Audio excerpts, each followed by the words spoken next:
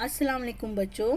आज हम आपकी दरसी किताब माहौल का मुताला हिस्सा 1 इस किताब से हमारा आखिरी सबक क्या हम माहौल को ख़तरे में डाल रहे हैं, इस सबक को समझेंगे। तो चलिए शुरुआत करते हैं। क्या हम माहौल को ख़तरे में डाल रहे हैं? क्या वाकई में हम ऐसा कर रहे हैं? तो अब इस सबक को हम समझेंगे। यहाँ 2 तस्वीर आपको नज़र आ रही है। एक है 20 साल पहले की और एक है आज की। दोनों तस्वीर में हमको क्या फ़र्क नज़र आ रहा है? 20 साल पहले शहर के करीब खेत हुआ करते थे, वहाँ आज बस्तियाँ आबाद हो गई है। रेलवे गेट के पास बड़े बड़े दरख्त हुआ करते थे। देखिए यहाँ पर, ये आपको नज़र आ रहा होगा, ये रेलवे का ट्रैक है, यहाँ भी और यहाँ भी। यहाँ पर आपको क्या नज़र आ रहे हैं? खेत नज़र आ रहे हैं, दरख्त नज़र आ रहे हैं। लेकिन आज यहाँ पर ना ही खेत है और ना ही कोई भी दरख्त नज़र आ रहा है, बल्कि बड़ी बड़ी इमारतें नज़र आ रही है। तो 20 साल पहले और आज का फ़र्क हम जो है बखूबी देख सकते हैं कि किस तरह से कितनी बड़ी चेंजेस हुई। इन दरख्तों पर तरह तरह के परिंदे अपने घोंसले बनाकर और अनगिनत कीड़े मकोड़े सुख चैन से रहते थे, लेकिन अब उनका मस्कन जो है वो छिन चुका है। आगे हम देखेंगे और कुछ तस्वीर हमारे सामने नज़र आएंगी। देखिए ये रेलवे ट्रैक की तस्वीर आपको बहुत ही अच्छे से आप देख सकते हैं किस तरह से दरख्त नज़र आ रहे हैं दोनों तस्वीर में। उसके बाद में देखेंगे ये गांव के मंज़र है, मनाजिर है गांव के। देखिए गांव के मनाजिर। और उसके बाद हम देखेंगे शहर। गांव और शहर के मनाजिर में आप फ़र्क महसूस कर सकते हैं बखूबी। एकदम आसानी से हमें फ़र्क नज़र आएगा कि गांव में क्या मंज़र है और शहर का क्या हाल है। यहाँ पर हर तरफ जो है गाड़ियाँ नज़र आ रही है, बड़ी बड़ी इमारतें नज़र आ रही है बनिस्बत जो है गांव का मंज़र अगर आप देखेंगे तो कितना पुरसुकून है, हरियाली है, ताज़ी हवा हमें मैसर होंगी और आबादी भी इतनी नज़र नहीं आ रही है, यानी खुला खुला नज़र आ रहा है। और उसके ही बरक्स जब हम देखते हैं शहर के मंज़र में तो यहाँ पर कितनी भीड़ है और यहाँ पर आबादी कितनी गुंजान नज़र आ रही है। फिर जो गाड़ियाँ चल रही है उससे कितने नुकसानात हमको देखने को आगे हम मिलते हैं, वो आगे हम समझेंगे। उसके बाद और एक हमें फ़र्क पहचानने के लिए यहाँ पर जंगल के मनाजिर आप देखेंगे। जंगल का मंज़र किस तरह से पहले कितने जंगलात हुआ करते थे, बहुत सारे जंगलात में दरख्त। जंगलात तो है किसका घर कहलाते हैं? जंगलात जंगली जानवरों का घर कहलाते हैं। तो शहर देहात जंगल में आपको कौन कौन सी यकसानियत नज़र आती है और कौन कौन से फ़र्क नज़र आते हैं, ये हमने अभी देखे हैं कि किस तरह से जंगलात और जो देहात है, गांव है, वहाँ पर आपको हरियाली ज़्यादा नज़र आएगी बनिस्बत शहरों के। और ये फ़र्क अब आगे आगे हम देखते चलेंगे। आगे हम बढ़ेंगे कि इंसान की तरक्की किस तरह से हुई। तमाम हैवानात में इंसान जो है सबसे अक्लमंद है, यह हम बखूबी जानते हैं। अक्लमंदी का इस्तेमाल करके उसने अपनी ज़िंदगी को आसान बना दिया है और वो माहौल में पाई जाने वाली अशिया का इस्तेमाल बखूबी करता है और उसका बगौर मुताला भी करता है और नई नई चीज़ें भी किस तरह से बनाता है ये हम देखेंगे। तकरीबन 150 साल पहले की बात है जब साइंसदानों ने मादनी तेल का इस्तेमाल दरियाफ़्त किया। इंसान को एक मुफीद ईंधन मिल गया। इस ईंधन के ज़रिए चलने वाली कुछ सवारियाँ इंसान ने बनाई। इनमें जो आपको तस्वीर नज़र आएगी, मोटर कारें है, बस है, ट्रक है, स्कूटर वगैरह शामिल है। पत्थर कोयले के ज़रिए चलने वाली रेलगाड़ी भी साइंसदानों ने ईजाद की। पिछले ज़मानों में एक मकाम से दूसरे मकाम तक जाना हो तो इंसान पैदल, घोड़े या बैलगाड़ी के ज़रिए जाता था। बारबरदारी के लिए मुख्तलिफ जानवर या इनके ज़रिए खींची जाने वाली गाड़ियाँ भी इस्तेमाल होती थी। अब हम जो है किसका इस्तेमाल करते हैं? रेलगाड़ी के ज़रिए हम सफ़र करते हैं। इसकी वजह से तकलीफ़ भी नहीं होती और वक्त भी हमारा बचता है। इसके अलावा भी ये देखिए यहाँ पर किस तरह से नई नई चीज़ें दरियाफ़्त होती गई है। मोटरसाइकिल है, स्कूटर है, फिर बस है, ये ट्रैक्टर है, इससे सामान पहुंचता है। और ये मालगाड़ी देखेंगे, जो माल हम यहाँ से वहाँ पहुंचा सकते हैं, गुड्स ट्रेन जिसे हम कहते हैं। हम अपनी ज़िंदगी को मज़ीद आरामदा और सुकूनदा जो है बनाने के लिए नए नए मंसूबे बनाते हैं। पानी की ज़रूरत को पूरा करने के लिए बंद बांधते हैं, आमोदरफ़ के लिए सड़कें और रेल। यहाँ पर तस्वीर में आपको नज़र आएंगे, देखिए बंद है, पानी को रोकने है ना, जमा करने के लिए बंद बांधे जाते हैं। उसके अलावा आमोदरफ़ के लिए ये सड़कों का जो है सड़कें तामीर की जाती है, फिर रेल के रास्ते बनाए जाते हैं, फिर ज़रूरत के लिए कारखाने, देखिए ये कारखाने बनाए गए, और सबके रहने के लिए मस्कन चाहिए, इसके लिए घर बनाए जाते हैं। तो ये बड़ी बड़ी इमारतें बनाई जाती है। ऊपर दर्ज जो है ये तमाम उमूर दरकार अशिया जो है हमें किससे मिलती है, माहौल से हासिल होती है। ये अशिया हमें जंगल, खेत और कानों से हासिल होती है। कारखानों में इस्तेमाल शुदा पानी नदी में छोड़ दिया जाता है। इन बातों का माहौल पर बहुत असर पड़ता है। माहौल का नुकसान होकर इसमें रहने वाले जानदार बुरी तरह से मुतासिर होते हैं। आगे जो है यहाँ पर आबादी में इजाफा, यहाँ पर क्या बताया है, मालूमात हासिल कीजिए। 1951 में मरदमशुमारी हुई। इस वक्त हमारे मुल्क में आबादी कितनी थी, और फिर उसके बाद 2011 में मरदमशुमारी हुई थी, इस वक्त हमारे मुल्क की आबादी कितनी थी, ये हमें मालूमात आपको हासिल करना है। अब जो है हर 10 साल में जो है आबादी मरदमशुमारी होती है। मरदमशुमारी किसे कहते हैं, मरदमशुमारी यानी कि सेंसस जिसे कहते हैं, जिसमें जो है हमारे मुल्क की आबादी पता चलती है, यानी हमारे मुल्क में कुल कितनी आबादी है। तो ये काम जो है हर 10 साल में होता है। इस साल ये काम अधूरा रह गया, पूरा नहीं हो पाया अभी, क्योंकि हम एक बहुत ही मुहल्लिक बीमारी से जूझ रहे हैं, जिसका नाम कोरोना है, आप सब बखूबी जानते हैं, जिसकी वजह से ये काम 2021 में ख़त्म हो जाता है। 2020 से शुरू होना था और 2021 में ख़त्म होना था, लेकिन कोरोना की इस बीमारी की वजह से ये काम अब हो नहीं पाया है, आगे टल चुका है। आगे हम देखेंगे गुज़िश्ता 60 सालों में हमारे मुल्क की आबादी जो है 3 गुना बढ़ गई है। अब भी यानी आप जब आबादी का मुताला करेंगे 1951 से 2011 तक जो है, तो आपको पता चलेगा कि हमारी मुल्क की आबादी कितनी तेज़ी से बढ़ रही है। और आबादी अगर बढ़ेंगी तो हमको पता है जितने लोग बढ़ेंगे उतनी ज़रूरतें पूरा करने के लिए उतनी अशिया दरकार होंगी, तो इसके लिए उसकी मांग भी क्या होंगी, बेहद बढ़ जाएंगी। देहातों में रोज़गार की कमी हो गई, और इसके लिए लोग क्या करते हैं, रोज़गार के लिए देहातों से जो है शहरों की तरफ आते हैं, क्योंकि देहातों में रोज़गार यानी रोज़ी रोटी मिलना थोड़ा मुश्किल होता है, और शहरों में ये मैसर होती है। इसलिए लोग जो है अपने गांव को छोड़कर क्या करते हैं, शहरों की तरफ आते हैं। अब शहरों की तरफ आने से क्या होता है, यहाँ पर आबादी बढ़ जाती है, गुंजान हो जाती है। आबादी का गुंजान होना यानी कि आबादी का बढ़ जाना। अब आबादी जब गुंजान होंगी तो ये फ़र्क आपने शुरुआत में ही आपने देखे है, शहर और गाँव के दरमियान जो फ़र्क आपने बखूबी देखे है। देखिए मैं आपको फिर से बताती हूँ, यहाँ पर आपने किस तरह से शहर और गांव के दरमियान आपको फ़र्क बखूबी नज़र आएगा कि किस तरह से शहर किस तरह से गुंजान है, और ये देखिए ये शहर आपको नज़र आ रहे हैं, ये किस तरह से गुंजान है, यहाँ पर भीड़ है और बहुत सारी गाड़ियाँ होती है। फिर उसके बाद में गाड़ियों से निकलने वाला धुआं, उससे मुख्तलिफ बीमारियाँ होती है। उसके ही बरक्स जब हम देखते हैं तो शहरों का माहौल कितना साफ़ सुथरा होता है, क्योंकि वहाँ पर ज़्यादा आबादी नहीं होती, तो इतनी बीमारियाँ वहाँ पर नहीं हो पाती है। तो गुंजान आबादी होने से ज़रूरियात पूरी करने के लिए उतनी अशिया भी दरकार होती है, और उतना मुहैया करने से क्या होता है, उन चीज़ों की मांग बढ़ जाती है। तो इससे क्या होता है, फिर महंगाई भी बढ़ती है। जैसे आप लोग देखते होंगे कि आपके घर में भी, आप भी यहाँ बहुत सारे ऐसे बच्चे होंगे जिनके वालिदैन गांव से यहाँ पर शिफ्ट हुए होंगे रोज़ी रोज़गार की तलाश में। तो वहाँ पर आपके गांव में बड़े बड़े घर होंगे, उसके ही बरक्स यहाँ पर हमको मुंबई जैसे शहर में इतने बड़े घर नहीं मिलते, हमें बहुत ही छोटे घर में ही गुजारा करना पड़ता है, और ये घर भी बहुत ही महंगे होते हैं। क्यों? क्योंकि यहाँ पर उसकी मांग है ना।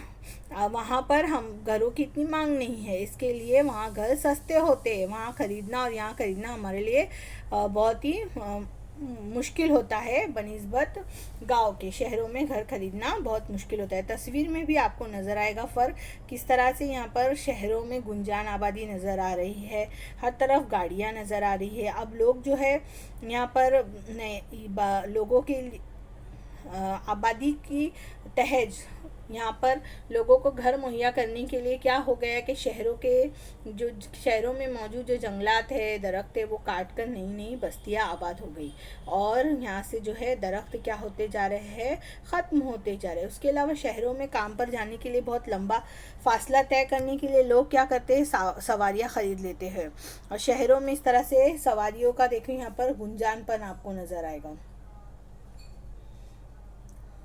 देखिए यहाँ पर शहरों में आपको कितना, हर एक के पास आज भी आपके घर में भी आपके अब्बा के पास कम से कम हर एक घर में तो एक ना एक गाड़ी, स्कूटी है ना, ये होना लाजमी ही मुझे लगता है। उसके अलावा लोगों के पास कारें होती है और फिर सरकारी जो सवारियाँ चलती है जैसे बसेस है, रिक्शा आपको नज़र आती होंगी। ये इस तरह से गुंजान आबादी, उसके बाद में इतनी सवारियाँ, उनसे निकलने वाला धुआं, इन सब की वजह से शहरों में रहने वाले लोगों को सांस की बीमारियां होने लगी है और दमा और फेफड़ों की बीमारियों में क्या हो रहा है, उसका तनासुब बढ़ रहा है। शहरों से दरख्त गायब हो गए हैं, इसलिए परिंदों को घोंसले बनाने के लिए जगह नहीं मिल रही है। शहरों की हवा में धुआं शामिल होने से परिंदों को तकलीफ हो रही है।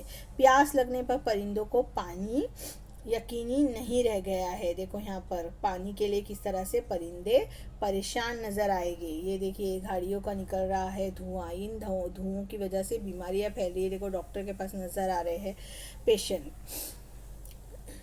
इस वजह से शहरों में परिंदे भी कम हो रहे हैं, तितलियाँ और दूसरे कीड़ों की तादाद भी घटती जा रही है। आबादी बढ़ने की वजह से फिर और एक मसला क्या हो रहा है, गंदे पानी की निकासी का निज़ाम भी मुतासिर हो रहा है, जिसकी वजह से बस्ती में पानी रुक जाता है। आप लोग भी देखते होंगे बस्तियों में किस तरह से पानी रुक जाता है, नालों में गंदगी होती है, जिसकी वजह से पानी का फ्लो बहना जो है, बहाव रुक जाता है। मच्छर की इसमें नशुनमा होती है और फिर मच्छरों की वजह से जो मुख्तलिफ बीमारियां हैं, मलेरिया, फिल्पा और चिकनगुनिया, डेंगू जैसी बीमारियां फैलती हैं।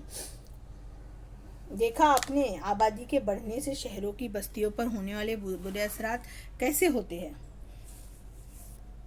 अब आगे हम बढ़ेंगे। ज़ेरे ज़मीन पानी सूखता जा रहा है। तमाम जानदार की बेहद अहम ज़रूरत क्या है, पानी है और पानी से ही हमारे हर काम होते हैं। जिस्म की सफाई, घर की सफाई, खाना पकाना, फिर खेती बाड़ी, कारखानों में भी पानी हमें लगता है। तामीरात यानी जो बिल्डिंग वगैरह बनती है, इमारतें तामीर होती है, तो बिना पानी के वो मुश्किल है। तो गर्ज़ के हमारी हर ज़रूरत के लिए पानी इस्तेमाल होता है। पानी का मौसम ख़त्म होते ही नदियों का पानी क्या होता है, आहिस्ता आहिस्ता कम होने लगता है।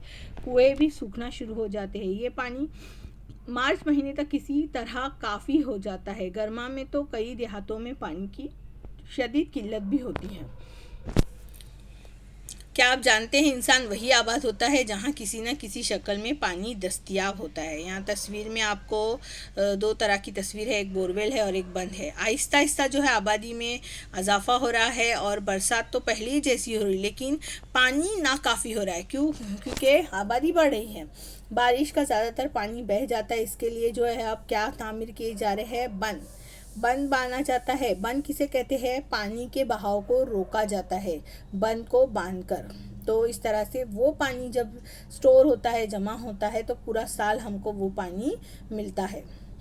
नहीं तो अगर हम बंद नहीं तामीर करेंगे तो हमें पूरा साल कहाँ से पानी मिलेगा। बारिश तो 4 महीने 3 महीने होती, कभी कभी तो बहुत कम भी होती है बारिश। तो ये बंद के ज़रिए ही जो है हम तक पानी पहुँचता है साल भर। कुछ लोग कुएं खोदने की बजाय अब क्या कर रहे हैं, बोरवेल भी खोदने लगे हैं। पानी निकालने के लिए हैंडपम्प, ये देखिए ये हैंडपम्प ये आदमी इस्तेमाल कर रहा है, इसे हैंडपम्प कहते हैं। इसका इस्तेमाल हो रहा है और अब ऐसे हैंडपम्प भी इस्तेमाल हो रहे हैं जो डीजल से चलते हैं। कुछ हैंडपम्प जो है इलेक्ट्रिसिटी यानी बिजली पर चलते हैं। तो आबादी बढ़ने की वजह से ये बेतहाशा आबादी की वजह से जो है पानी की किल्लत जो है ये एक हमारे लिए बड़ा मसला हो गई है। यहाँ पर देखेंगे ये बन और अच्छी तरह से आपको ये तस्वीर नज़र आएंगी। ये बन किस तरह से तामीर गई, यहाँ पर जो है नदी होती है, तालाब, उसको इस तरह से दीवार बनाकर पानी को स्टोर करते हैं। और यहाँ से देखिए ये पानी यहाँ से निकाला जाता है जब वक्त ज़रूरत। और यहाँ पर ये हैंडपम्प देखेंगे। पहले कई जगह पर जो है किसान साल में एक ही फसल उगाते थे, अब वो साल में 2-3 या उससे ज़्यादा या कई बार फसल उगाते हैं। इसलिए अनाज की पैदावार बढ़ गई है। क्योंकि ऐसा क्यों हो रहा है? क्योंकि अनाज की मांग बढ़ रही है, आबादी बढ़ने की वजह से, इसलिए पैदावार भी बढ़ रही है। इसलिए साल में 2 मरतबा या 3 या उससे ज़्यादा भी फसलें उगाई जाती हैं। पहले ज़रात के लिए सिर्फ बरसात का पानी ही इस्तेमाल होता था। अब जो है कई मकामात पर पानी 8 महीने दरकार होता है। जिन मकामात पर साल भर में 3 फसलें उगाई जाती हैं, वहाँ ज़रात के लिए साल भर में पानी की ज़रूरत होती है। तो बारिश तो सिर्फ बरसात में ही होती है। इसके लिए जो है बचे हुए 8 महीने में ज़रात और दूसरे कामों के लिए पानी कहाँ से आता है? तो क्या किया जाता है, मैंने अभी हमने पिछले ही सफ़े पे समझे है कि पानी को स्टोर किस तरह से किया जाता है। हैंडपम्प का इस्तेमाल किया जाता है, कुएं खोदे जाते हैं, बोरवेल और बंद बने जाते हैं। बरसात का जो पानी ज़मीन में जज्ब होता है वो ऐसे वक्त में मुफीद साबित होता है, यानी जब बारिश का पानी नहीं होता है। कुएं और बोरवेल से जो पानी निकाला जाता है वो ज़मीन में जज्बशुदा पानी ही होता है। पहले क्या होता था, खेत को रिवायती तरीके से जो है पानी दिया जाता था। वो रिवायती तरीका क्या है, ये तस्वीर में आप देखेंगे। रहट के चंबू और मोट। कोकन में जो है नारियल, सुपारी और केले की बाग होते हैं, वाड़ियाँ। वहाँ इन वाड़ियों को कुएं का पानी रहट के चंबू के ज़रिए दिया जाता है। कुएं के मुंह पर एक आड़ा बांस नस्ब होता है। इस बांस के सहारे लकड़ी का एक बड़ा पहिया बिठाया जाता है और फिर इसके ऐसा इंतज़ार, देखिए यहाँ पर इस तस्वीर में आपको अच्छे से नज़र आएगा। ये रहट का चंबू, ये तस्वीर जो 2 तस्वीरें देखिए, ये क्लियर है और यहाँ से ये बैलों के ज़रिए उनको खींचा जाता है। और फिर उसके बाद में जो है ऐसा इंतज़ाम किया जाता है कि वो खड़ा घूम सके। इस पहिए को क्या कहते हैं, रहट। और इस रहट पर चंबुओं को दायरवी शक्ल में पिरोया जाता है ताकि वो इस रहट की मदद से गोल गोल घूम सके। ये जो इस तरह से गोल गोल घूमते हैं, ये